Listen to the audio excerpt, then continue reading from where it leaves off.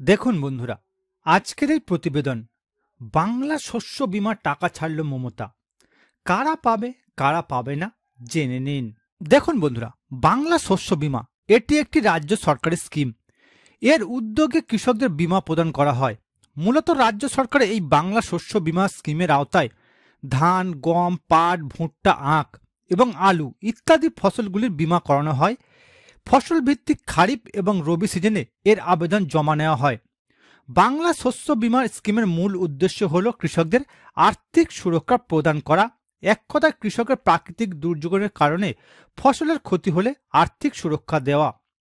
এই স্কিমের মূল লক্ষ্য হল কৃষকদের প্রযোজ্য ফসলের বীমা প্রদান করা এবং ঝুঁকি কমানো।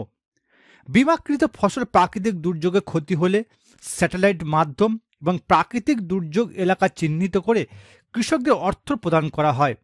প্রাকৃতিক দুর্যোগের কারণে নষ্ট ফসলের মাত্রা চিহ্ন করে কতটুকু ক্ষতি হয়েছে তার উপর ভিত্তি করে কৃষকদের এই টাকা দেওয়া হয়।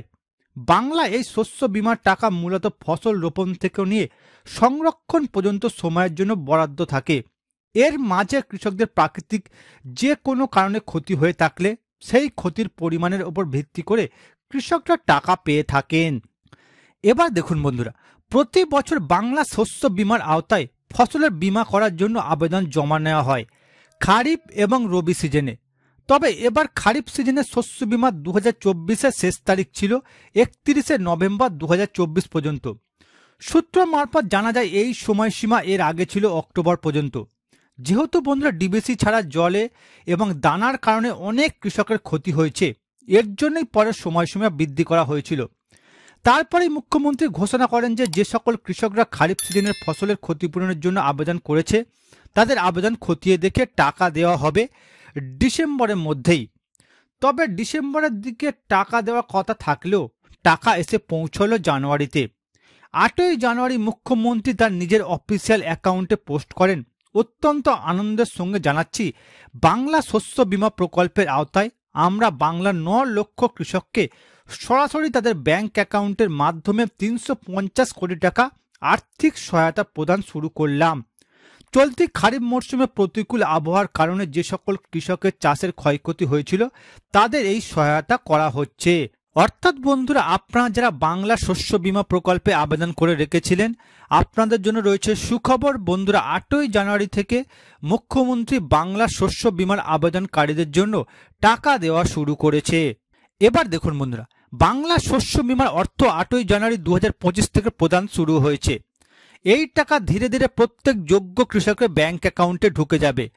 যার যেরকম জমির পরিমাণ দেওয়া হয়েছিল সেই অনুসারে কৃষকরা টাকা পাবেন। মুখ্যমন্ত্রীর কথায় 2019 সালে চালু হয় এই প্রকল্প। তখন থেকে এই প্রকল্পে মোট 1,12,00,000 ক্ষতিগ্রস্ত কৃষককে টাকা প্রদান করা হয়েছে। এই টাকার পরিমাণ 3,562 কোটি টাকা।